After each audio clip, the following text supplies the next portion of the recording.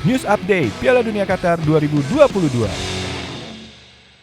MJ listeners, dua kuda hitam ya antara Jepang versus Kroasia di babak 16 besar Piala Dunia 2022 akan dihelat di Stadion Al Janoub Al Wakrah di Qatar pada Senin 5 Desember nanti malam pukul 22 waktu Indonesia Barat. Kalau kita lihat ini, Jepang berhasil lolos ke babak 16 besar Piala Dunia 2022 dengan status juara grup E.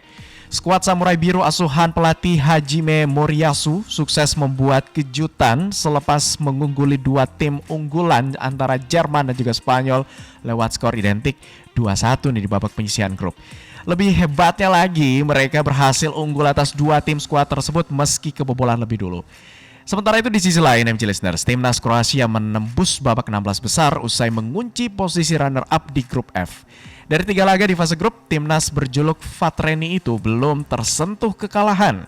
Mereka menang atas Kanada, lalu 2 kali bermain imbang kontra Maroko dan juga Belgia. Nah, untuk membahasnya lebih lanjut dan juga lebih detail terkait seperti apa sih keseruan dari gelaran Piala Dunia Qatar 2022, saya sudah terhubung bersama dengan pengamat sepak bola, ada Bung Anton Sanjoyo atau yang akrab disapa Bung Joy ini. Selamat pagi Bung Joy, apa kabar? Pagi Abdi, baik. Sehat ya Bung ya? Ya, alhamdulillah. Oke deh, salam sehat, salam olahraga pastinya. Bung Joy, kalau kita lihat di Jepang di luar dugaan lolos ke babak selanjutnya dengan mengalahkan 2 tim unggulan dan kalah 1 kali atas Costa Rica. Seperti apa tanggapan Bung Joy? Ya, Jepang yang menurut saya performanya paling mengesankan ya, bukan saja karena mereka mengalahkan Jerman terutama di pertandingan pertama, kemudian juga mengalahkan Spanyol yang sebetulnya ya Spanyol B lah kalau saya bilang. Ya. Karena 8 pemain inti disimpan, tapi bagaimanapun itu tetap Spanyol. Dan rasanya dengan status juara grup E ini kan grup yang paling gila ya menurut saya, paling neraka lah, karena ada neraka. 2 raksasa Eropa. Betul. Dan ya Jepang sendiri kan statusnya sebetulnya tidak terlalu diunggulkan, apalagi ketika mereka ditahan oleh Costa Rica ya. Kalah malah lawan Costa Rica. Tapi mereka berhasil menang lawan 2 tim raksasa. Jadi status Jepang sekarang ini menurut saya lebih diunggulkan secara moral ya, dalam arti ini adalah gambaran dari semangat juang yang nggak pernah putus, gambaran dari impian yang jangan pernah menyerah pada mimpimu gitu kira-kira ya. Oke. Dan kita lihat sendiri perjuangan mereka kan memang ketika mereka hadir di lapangan itu seperti seolah-olah ketika mereka turun tuh udah siap mati semuanya, dalam arti mereka pasti akan habis-habisan. Nggak ada kata Jepang itu seperti halnya Korea sih sebetulnya. Jepang itu menyerah 1 sentimeter pun di lapangan dikasih ke lawan gitu. Jadi memang ini kelihatan betul bahwa ada hal non teknis yang kita harus akui itu bisa menjadi faktor X. Apa tuh? Karena faktor semangat dan determinasi yang nggak pernah habis itulah.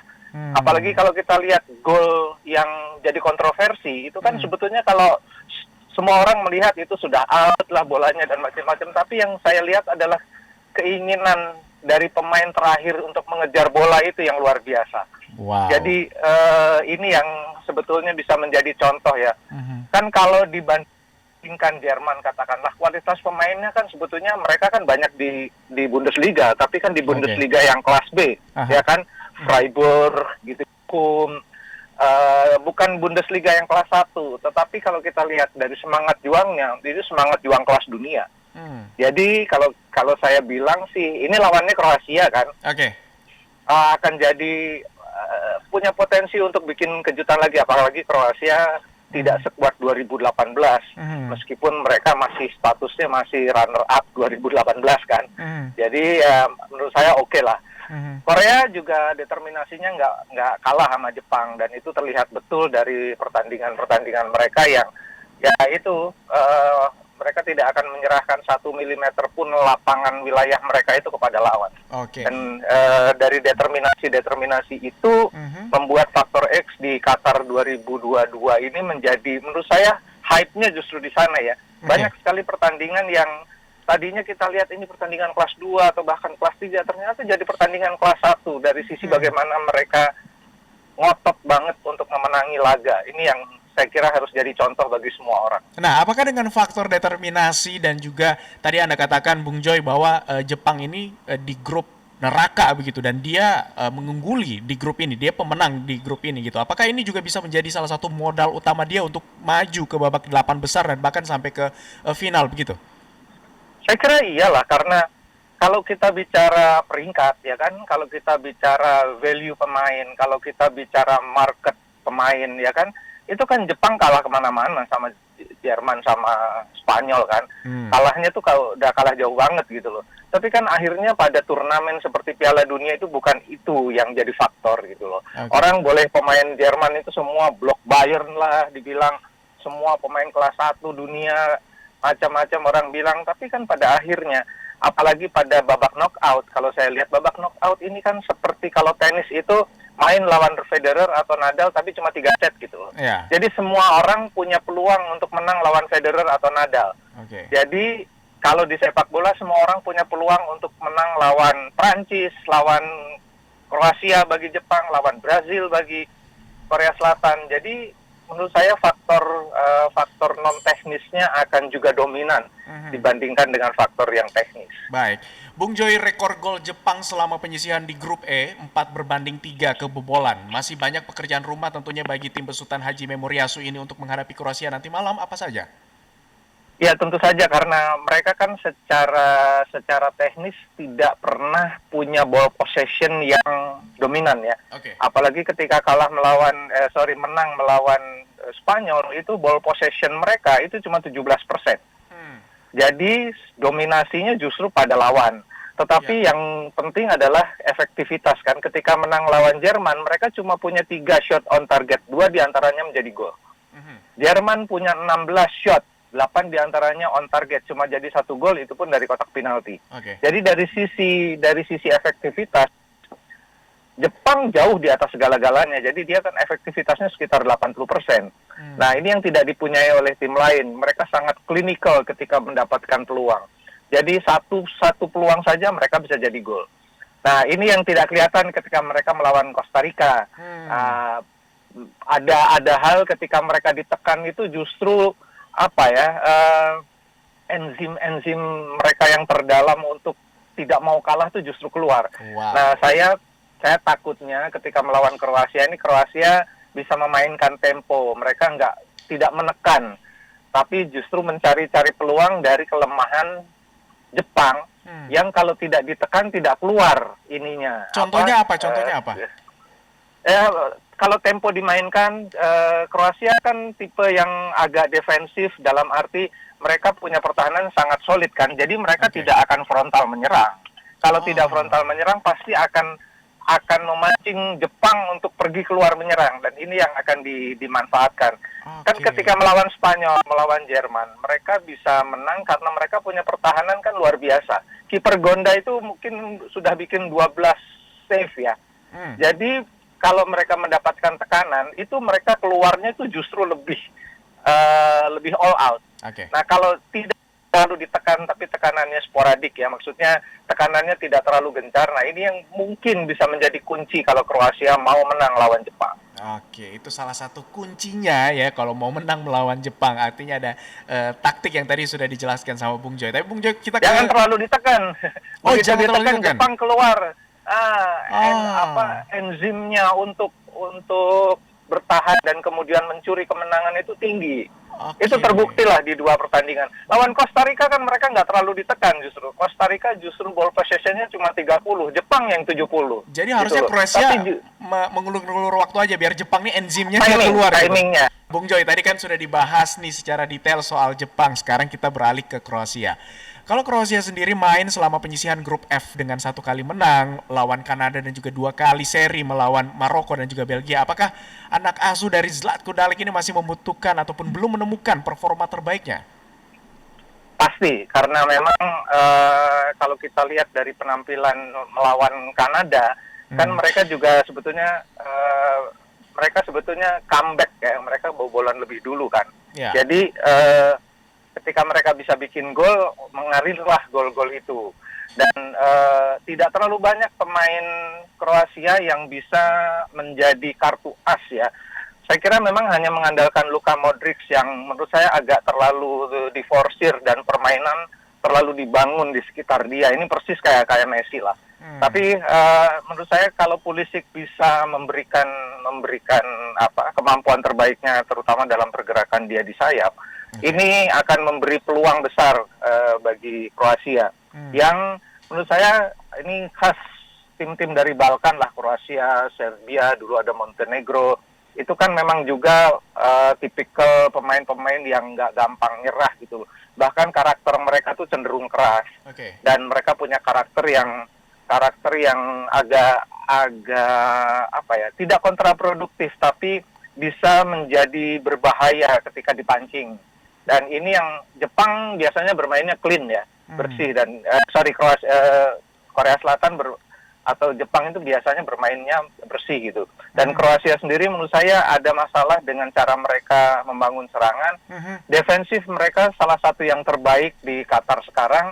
Cuma memang kalau mereka kebobolan lebih dulu dan tidak bisa recover, ini akan berbahaya melawan Jepang. Nah, apakah ini juga berkaitan dengan trio gelandang dari Kroasia dengan progres defensifnya tadi, Bung Joy, kayak Modric, Kovacic gitu sama si Brozovic ini, apakah mereka bertiga ini belum padu, belum menyatukan satu visi misi yang sama? Karena mereka memang bukan belum padu ya, karena menurut saya terlalu dibangun di sekitar Luka Modric yang ya bagaimanapun Luka Modric sudah tidak seperti 4 tahun yang lalu ya. Dia memang visinya masih oke, tapi tidak ditunjang oleh kemampuan fisiknya yang prima. Dan ini kelihatan betul kalau udah mulai masuk menit ke 60 tuh dia banyak kehilangan bola lah. Lini tengah Kroasia itu banyak kehilangan bola.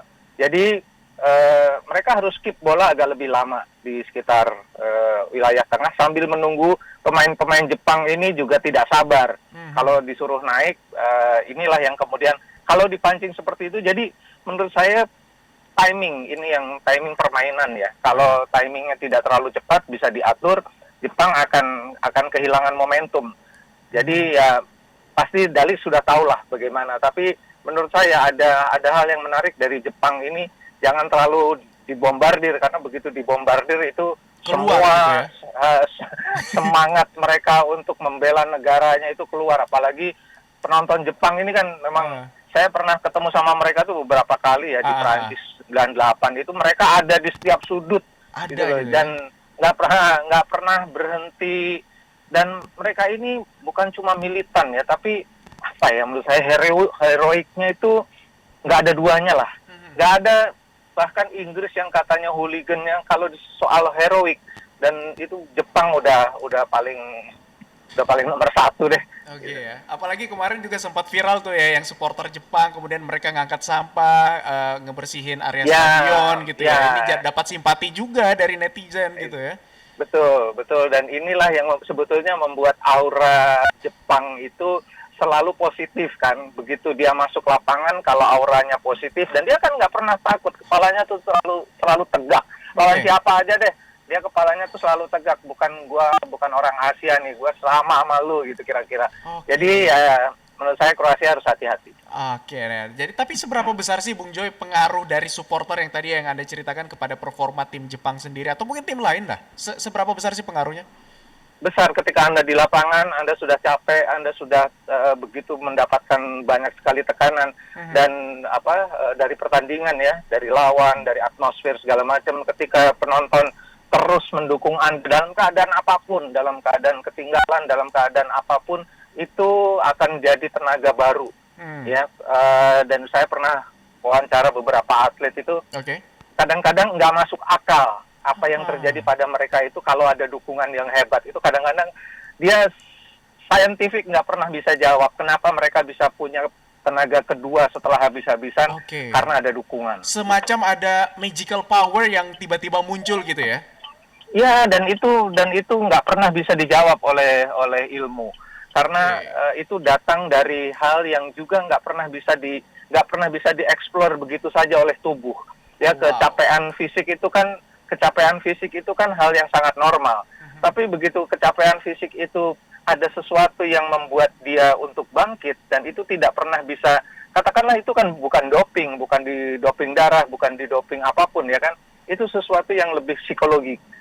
Dan itu betul-betul magic. Dan momen di olahraga kayak gitu tuh banyak.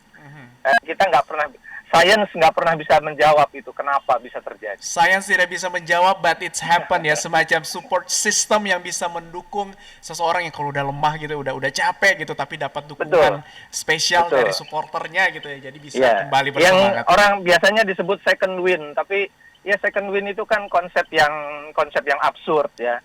Tapi itu ada. Oke. Dan kadang-kadang kita secara tidak sadar kita mengalami. Kalau Anda lari jarak jauh, kadang-kadang tiba-tiba Anda merasa sudah sangat capek pada kilometer 15, tapi 20 kilometer berikutnya Anda nggak pernah habis napasnya, karena Anda punya second win. Wow. Tapi bagaimana membangkitkan itu, kita nggak pernah tahu bagaimana caranya. Dan itu gitu masih menjadi misteri alam ini ya. Ya mungkin di-boost dari pikiran, dari suasana, dari semua yang enzim-enzim di dalam tubuh kita. Nah itu ya, kalau supporternya kayak Jepang, saya yakin sih itu keluarnya gampang gitu loh. Wow. Jadi ini yang menurut saya secretnya Jepang mungkin juga ada di sana ya. Baik, Bung Joy, kita kembali ke topik soal formasi. Kira-kira formasi apa yang akan dimainkan dari pelatih Jepang dan dari Kroasia sendiri? Ya kalau Jepang selalu dia senang dengan 3 center back ya, karena 2 pemain tengah mereka ini napasnya nggak habis-habis. Wow. Ini mirip seperti Korea sih sebetulnya, karena dengan 3 center back itu sebetulnya fokus serangan dari lawan itu kemudian kan akan ke sayap. Tapi begitu dia masuk ke sayap, pemain tengah yang sebetulnya bisa menjadi wingback itu kalau tenaganya nggak habis-habis itu akan membuat pertahanan Jepang jadi 5. Jadi dia akan selalu punya kelebihan pemain ketika pemain lawan nyerang. Dan itu juga sebetulnya banyak diterapkan oleh tim-tim yang sekarang punya kecenderungan mainnya ultra agresif. Ya, dulu kan yang paling agresif tuh 4-3-3 kan. Sekarang ini dengan 3 back yang sebetulnya dulu itu dikembangkan oleh Jerman dengan 3-5-2. Tetapi sekarang berubah menjadi 3-4-3, itu ultra ofensif. Karena butuh pemain yang bisa bermain di flank sebagai fullback dan sayap penyerang. Dan itu sekarang ternyata ya kemajuan sains juga harus saya akui, itu sekarang banyak pemain-pemain yang punya bisa lari 70 meter bolak-balik 2 kali 45 menit nggak berhenti. Jepang punya, Korea punya. Jadi menurut saya formasi 3-4-3 atau 3-4-2-1 itu mungkin akan jadi andalan Jepang. 3-4-3 atau 3-4-2-1? 4-2-1 ya. 3-4-2-1 ini akan menjadi andalan formasi Jepang. Kalau Kroasia gimana? Kroasia saya lihat masih 4-3-3 atau 4-4-2. Ini formasi yang paling aman sih, dan kalau kita lihat memang kalau dia pakai 3-4-3-2-1 katakanlah gitu ya, formasi yang paling balance, itu pasti di tengahnya tengah kanan itu akan ada Modric. Di paling depan tuh Kramaric, di sebelah kiri ada Pulisic. Jadi menurut saya ini balance lah. Jadi yang satu, kalau Jepang itu bisa ultra ofensif sekaligus juga bisa ultra defensif, Kroasia lebih balance. Oke, baik. Nah, Bung Joy, itu tadi yang sudah dijelaskan ya soal formasi 3-4-3 kemudian juga dari Kroasia. Nah, kalau kita berandai-andai, Bung Joy, siapa kira-kira yang akan lolos ke babak perempat final nanti dan siapa lawan yang akan dihadapi selanjutnya? Dari saya sih, ini. Kalau dari grup ini yang belum lolos, ini saya lebih condong Jepang ya, meskipun saya deg-degan juga nih. Maksudnya Kroasia ini kan juga bukan tim ece-ece ya, maksudnya dia tidak lebih bagus dari Jerman, tapi kan Jerman sekarang lagi jelek gitu loh. Dia tidak lebih bagus dari Spanyol, tapi Spanyol kemarin kan Spanyol B gitu. Ya, jadi kalau saya lihat sih Jepang masih saya unggulkan 5-4-5 lah gitu kira-kira ya, lawan Kroasia, tapi Brasil menurut saya bisa lolos dari hadangan Korea. Bisa lolos. Jadi, ya? Nggak mungkin Jepang lawan Korea gitu ya? Tidak ada yang tidak mungkin. Tidak ada yang tidak mungkin ya? Cuma memang Brasil ini too good to be true lah kalau untuk kalah lawan Korea gitu ya. Ini akan jadi disaster. Jadi menurut saya kalau Jepang mengalahkan Kroasia masih masuk akal. Tapi yang agak tidak tidak bisa kita bayangkan tuh Brazil kalah di babak 16 besar. Itu nggak bisa diterima sama semua orang. Nggak bisa diterima logika juga pada saat ini, meskipun Korea itu bukan lawan yang ringan. Tapi menurut saya quarter finalnya nanti Jepang lawan Brazil. Baik, itulah itu. Nah, ngomong-ngomong soal Jepang lawan Brazil nih, kita berandai-andai Bung Joy, misalkan Jepang lolos dan nanti juga Brazil lawan Korea, Brazil akan masuk. Kalau kita lihat secara historikal kan, Jepang ini kan dia sempat beberapa melakukan naturalisasi juga ya pemain-pemain dari Brazil. Dia mengambil beberapa pemain dari Brazil untuk kemudian dijadikan pemain Jepang di beberapa liga-liga ininya begitu. Dia mengambil lah begitu, belajar dari Brazil. Nah, akankah kalau misalkan Jepang melawan Brazil nanti permainannya akan sama atau seperti apa? Enggak juga, itu kan waktu Jepang awal-awal membangun J-League ya, dan memang mereka butuh booster lah. Tapi kalau kita lihat kan sekarang sebetulnya hampir semua pemain Jepang itu yang kelas 1 kan sudah ada di Eropa gitu loh. Jadi lebih Eropa sih menurut saya permainan mereka tuh, lebih Jerman malah atau lebih Spanyol gitu. Jadi kalau dibilang lebih Brazil sih menurut saya enggak juga. Bahwa naturalisasi dulu iya, tapi itu lebih untuk seperti booster lah. Kalau kita bicara untuk membuat akselerasi mereka dalam bangun sepak bola tuh lebih kenceng gitu. Dan terbukti kan memang Jepang ini di antara negara-negara Asia Timur memang kan dia yang paling kenceng. Laju peringkat, laju perkembangan hampir perkembangan pemain-pemain mereka yang tampil di Eropa itu kan jauh lebih cepat daripada Korea. Sekarang agak lumayan sih berimbang antara Korea dan Jepang. Tapi menurut saya kalau lebih Brazil enggak juga, lebih Eropa. Mereka ini lebih ke Eropa Barat. Oke, baik. Bung Joy, ini kan tidak hanya Jepang dan juga Kroasia yang akan bertanding, kita ke pertandingan selanjutnya. Tadi kita udah terlalu maju udah ngomongin Brazil, tapi kita melupakan Korea sedikit. Kita bahas sedikit dulu ya soal Brazil dan Korea nanti. Akan seperti apa pertandingan antara Korea dan juga Brazil, walaupun tadi Bung Joy sudah sempat bahas sedikit gitu akan Brazil nih gitu. Tapi kita bahas secara detail lagi, kira-kira akan seperti apa peluang antara Korea dan juga Brazil nanti. Korea peluangnya nggak terlalu gede ya menurut saya, karena Brazil ini apalagi kalau Neymar main dan dia tidak terlalu banyak melakukan pedalada. Ini Brazil ini mainnya tuh seperti anak-anak anak-anak seneng banget main di hujan-hujanan gitu ya. Mereka kan ini kita nggak lihat lagi Brazil yang terlalu banyak nari-nari gitu ya, bersamba-samba. Mereka lebih banyak melakukan tekanan cepat gitu loh. Dan ya kemarin sih menurut saya banyak pertandingan mereka itu tidak terjadi banyak gol, lebih karena faktor klinikalnya agak berkurang. Tapi kalau pemain seperti Vinicius Junior, Neymar, atau Gabriel Jesus nggak bisa main, atau Rafinha dikasih kesempatan, itu menurut saya akan jadi malapetaka. Jadi menurut saya memang Korea akan banyak mendapatkan tekanan dan mereka akan didorong untuk cenderung bertahan. Dan ini sebetulnya problem bagi Brazil karena menghadapi tim yang lebih defensif ini, dia kalau nggak ada Neymar memang agak kekurangan determinasinya, agak kekurangan kreativitasnya. Jadi Korea punya kesempatan sih kalau dia bisa memanfaatkan Son terutama ya. Son kan lagi wangi banget nih. Jadi dengan kecepatannya sih bersama Hwang di depan dia bisa nyuri-nyuri sih. Tapi menurut saya nggak terlalu banyak peluang dari Korea. Nggak terlalu banyak, walaupun kombinasi pemain liga lokal dengan jebolan klub Eropa juga bisa bikin Korsel mungkin memiliki pemain-pemain di lapangan yang saling mengisi untuk memberikan hasil yang maksimal nanti. Gimana Bung Joy? Betul, tapi lawannya Brazil. Lawannya Brazil ini tetap ya. Jadi memang Brazil ini kan dia selalu istimewa, yang bisa mengalahkan mereka kan cuma mereka sendiri sebetulnya. Bahkan ketika mereka nggak mau main dengan benar pun sebetulnya masih berbahaya. Ya ketika mereka kalah kemarin lawan siapa tuh terakhir kalah ya, Kamerun ya.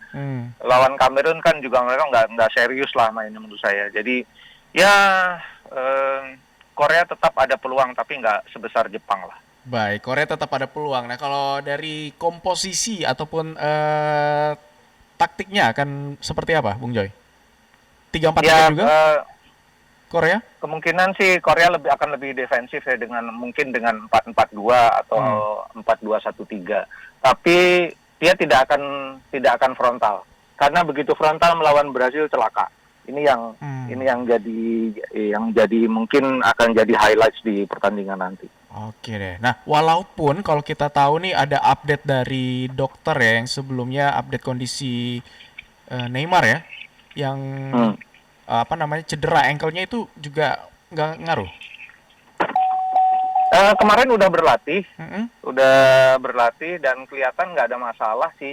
Cuma memang apakah dia akan main dari pertama atau dia main di babak kedua atau main 20 menit terakhir belum tahu. Karena belum ada update lagi. Tapi dia kalau update terakhir sih udah bisa main dan ankle-nya kayaknya udah nggak apa-apa. Saya sempat lihat beberapa cuplikannya, nggak ada masalah dengan dia bisa shooting kanan kiri, dia masih bisa dribbling. Mungkin yang barangkali lebih ke psikis ya, karena kan pemain ini kan cenderung kalau pegang bola tuh dia mau show off gitu kan. Dia mau lewatin satu dulu, lewatin dua dulu, karena dia memang punya kemampuan itu.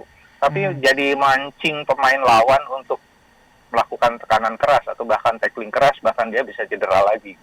Oke deh, baik. Terakhir nih, tadi lupa untuk prediksi skor Jepang sama Kroasia dulu deh, berapa Bung Joy? 1-0 Jepang. 1-0 untuk Jepang ya, berarti optimis Jepang akan masuk ke babak 8 besar. Kemudian selanjutnya harus optimis dong.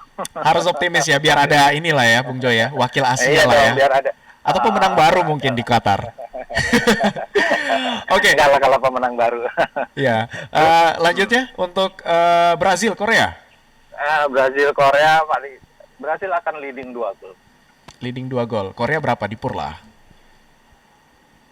Korea mungkin nggak bisa bikin gol. 2-0 paling. 2-0 ya, oke. Itu dia MG listeners ya, prediksi dari Bung Joy untuk Jepang dan juga Kroasia 1-0 ya. Kalau Brazil dan juga Korea 2-0 ya. Nanti kita akan lihat sama-sama seperti apa kejutan yang akan tersajikan ya nanti malam dalam gelaran Piala Dunia Qatar 2022. Terima kasih pengamat sepak bola Bung Anton Sanjoyo atas waktunya sudah berbincang bersama kami di program Morning Traffic hari ini. Salam sehat, selamat kembali beraktivitas Bung Joy, salam olahraga. Olahraga, terima kasih.